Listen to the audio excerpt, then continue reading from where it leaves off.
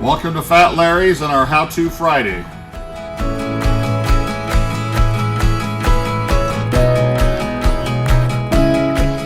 Today we're going to do a sun visor. Now, we do a lot of Jeeps, and this is a sun visor off a Jeep Wrangler. And we had a lady that wanted us to do a nice custom sun visor. You can't find these anymore. You can't order them, and so you have to make them. And so here's how the sun visor all stripped down looks. It's got a chunk of metal. It's got a piece of cardboard in the center. A lot of these things, the cardboard is broken. The last one we did, that it was cracked right down there, and it was broken, and so we actually had to make a new board for it.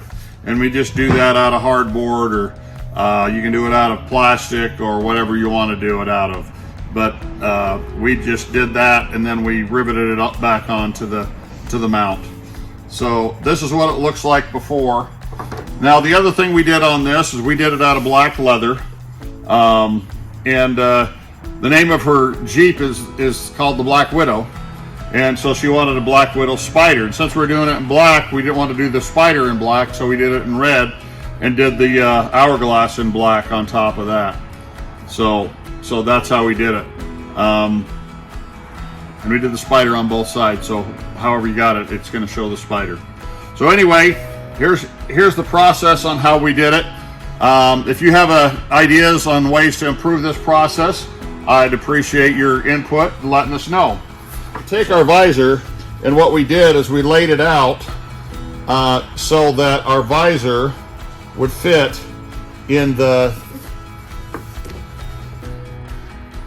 on the cardboard, and you want to make it so that it fits. Now this, I don't know how wide this is, and this will adjust in and out, so we're going to make it to the narrowest part possible, and that's what we did on here, so that if it goes out further or wider, you can stretch it out. So we made our pattern so that it would fit this. And one of the things I always like to do on the back side is make sure I mark my center line so I know where to fold it.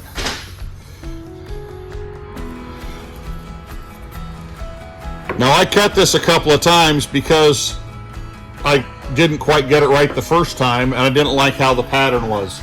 The original patterns looked like this, and this was the foam that they had inside, and I don't like the shape of it.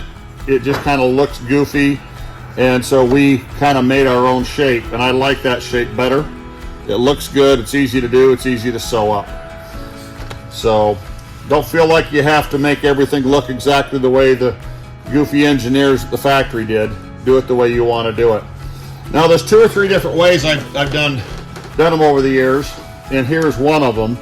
Is we typically start with chipboard, so we have a place to put it and adhere it to.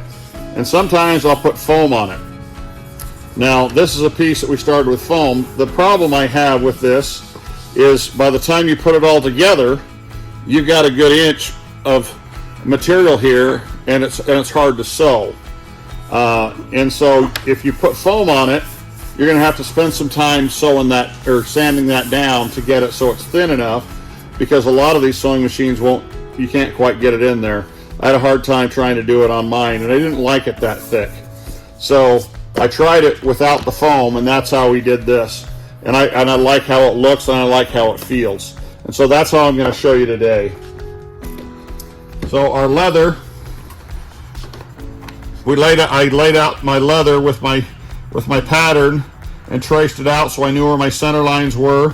And then I did my embroidery with my embroidery machine to put my Black Widows on here, and trying to make them as centered and lined up as I can. It really won't matter too much, but these are really close.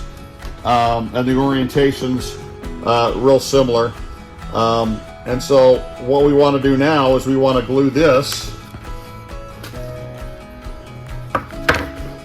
to this. Now the other thing I run into is trying to make sure that I lay it out square, because I don't have any reference lines on the back of here. So what I do is I'll lay that out so that I can just get me a reference line. So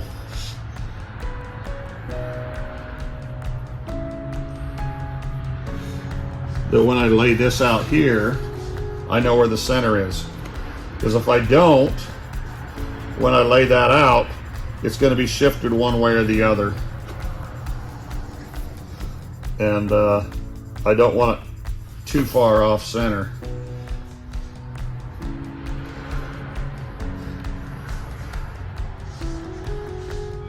And you can see my reference lines are really close right there.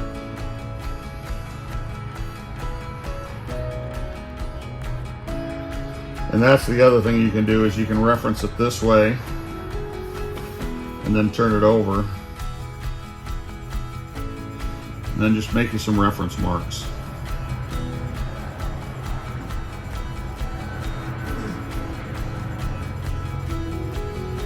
I haven't had any problem with the chalk interfering with the glue. So I got some reference marks here so I can put this back in there.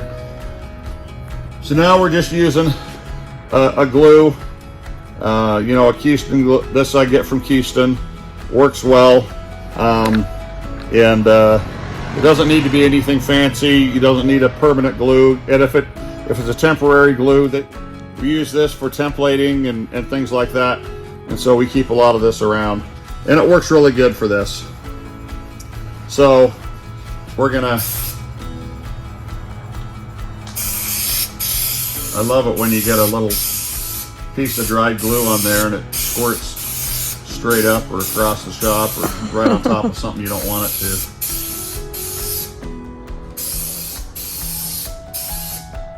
But I like to make sure I get it right to the edge, because that's just the way I am, a little OCD. Okay, and you can still see your marks. And this isn't like contact cement. You don't have to wait that long to put it on. And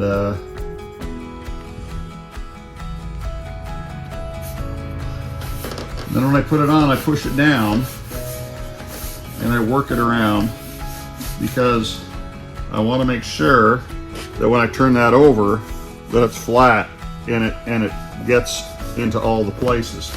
And you can turn it over this way and work it out and make sure you haven't got any bubbles or anything like that. Okay.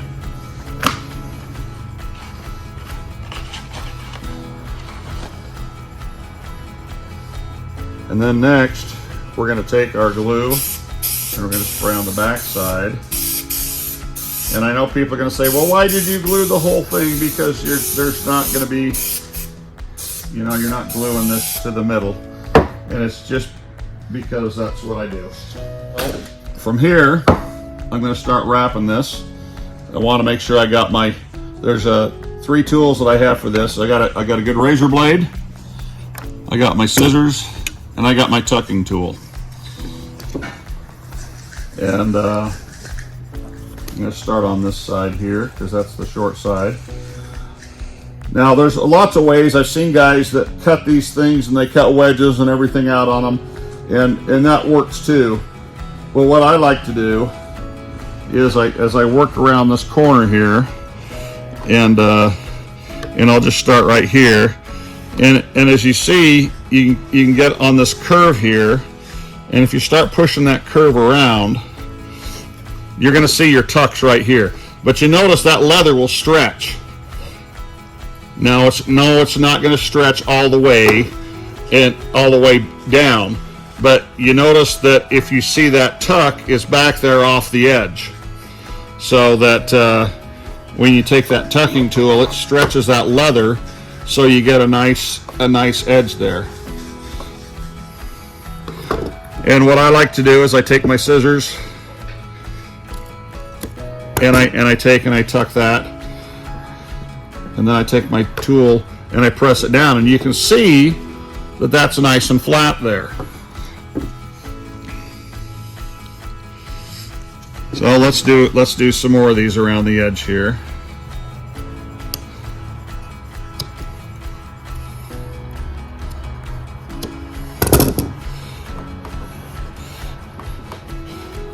Now every now and then I'll get a piece of leather that's thicker and it doesn't want to lay flat. So what I'll do is I'll take my razor blade and I'll cut one side of the edge off so that I can get it to lay flat. Okay, let's get our tucks here. What I'm going to do here is I'm going to cut that, and then I'm going to cut my triangle here into the corner. And I'm not going to go all the way to the corner, but I'm going to go really close to the corner, because if you go all the way to the corner, you're going to be able to see it on the front side. So I want to go about 1/8 of an inch from the corner, and what I like to do is use my tucking tool to push it up there into the corner. And then on this side I can stretch this.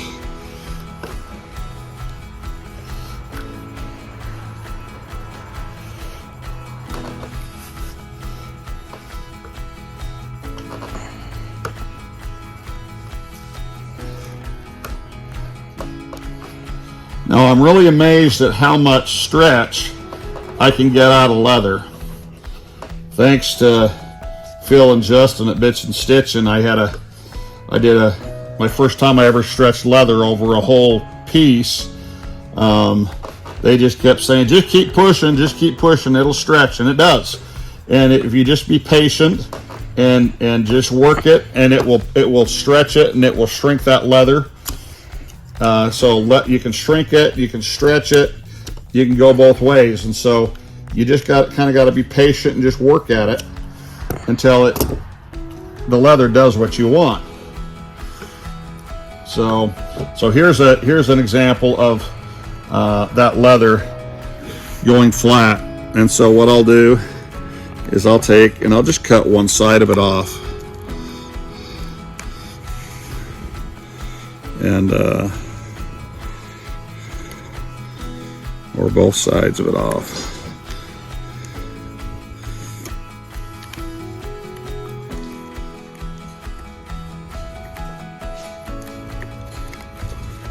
Then when I'm done, I can press that down.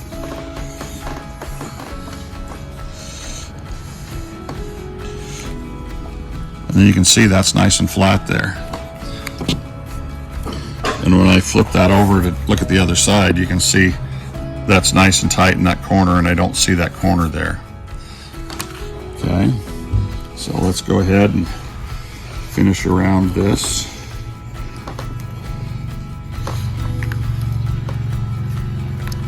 Now this trick on this, it's not mine. Justin Stevens over at JS Customs is the one that taught me how to do this in a Bits and Stitching class. And they just look really good. They turn out good. They finish up nice.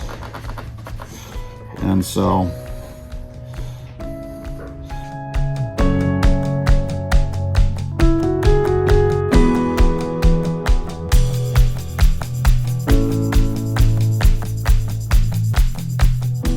this glue is pretty forgiving. It you don't have to be super fast at it, and if you need to, you can spray a little bit more glue on top. So just take your time and make sure you get your shape to go in there the way you want it to. Now this has got a little extra, so we're going to trim this back here. We don't need that much on there.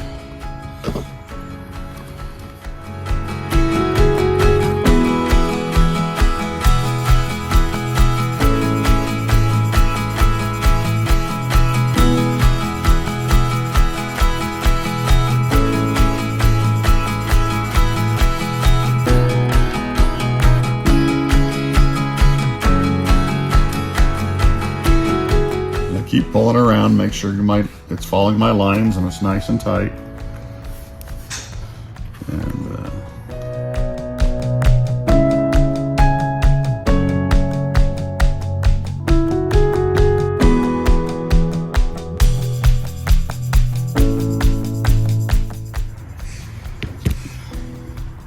make sure you get that edge, push that back before you cut that off. See, got a little bit of an edge there.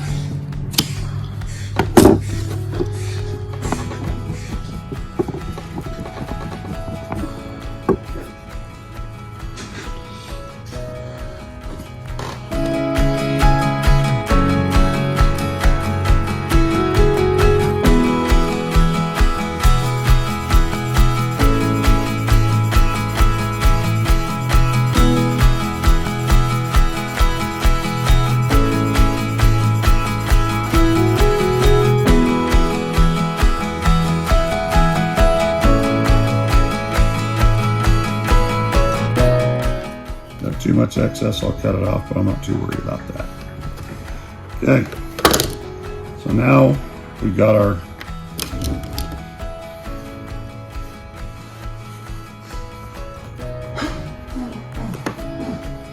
got it all looking the way we want, and notice our chalk lines went right to our edge.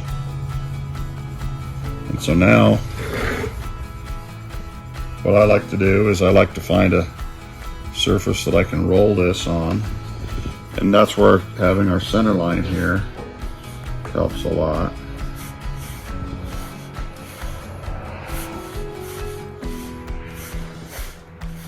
And sometimes it helps when you heat it up so that you can got something to, so it's a little softer.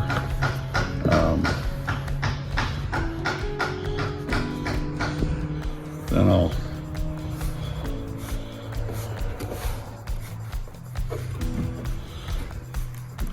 okay. And I'll make sure this folds over and matches right over the top of that. Okay. Now, these things here are always in my way, and that's one of the things I like about these Jeep headliners, so I can pull them off, get rid of them. So, let's go sew this up. You're good. Okay. One thing I just did that I didn't show anybody is I trimmed the edges off a little bit because I don't want to sew through this. It will sew through it. I don't want to. Now, I've seen guys who will spray glue in here, and I've done that before as well. It keeps that from going, moving around. But what I want to do is I want to start stitching here. The other thing you got to be careful of is it's metal right there. It's not going to sew through that metal. So you got to be careful when you're doing that. And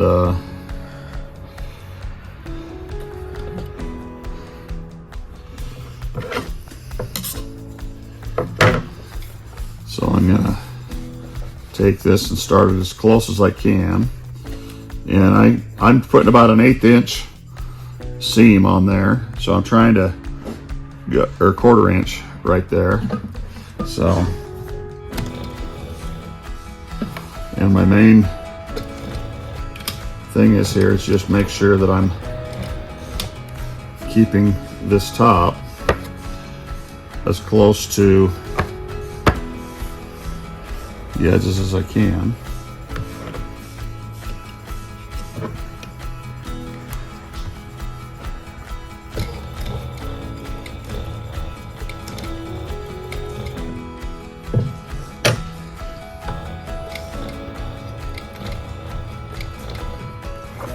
And I take it nice and slow around the corners. I know there are guys that can go zippity doo-dah all the way around those corners and keep those seams nice and straight. And but this machine will just let me go nice and slow around here.